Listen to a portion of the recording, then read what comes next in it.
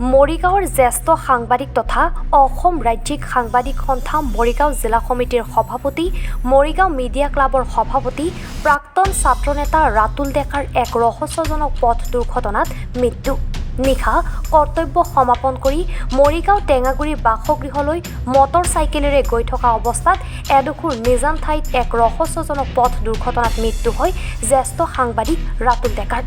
সদায় এমুকুৰা হাঁহিৰে সকলোৰে লগত সমানে মিলিজুলি থকা লোকজনৰ অকাল মৃত্যুত মৰিগাঁৱৰ প্ৰতিগৰাকী সংবাদকৰ্মী, সকলো স্তৰৰ ৰাইজ শোকত ভাঙি পৰিছে।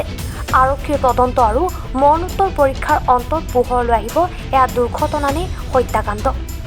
মৰিগাঁৱৰ পৰা মনোৱাৰ হুছেইনৰ ৰিপৰ্ট, এনি ভাৰত 24। নমস্কাৰ, মোৰ নাম নিৰুপম শইকীয়া।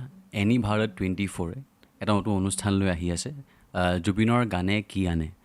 তাৰ অডিশ্যনসমূহ অসমৰ প্ৰত্যেকটো ডিষ্ট্ৰিক্টত হ'ব আৰু এটা ৰিয়েলিটি শ্ব' হয়।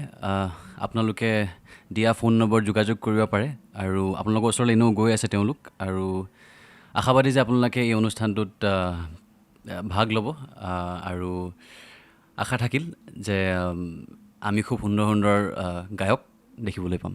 ধন্যবাদ।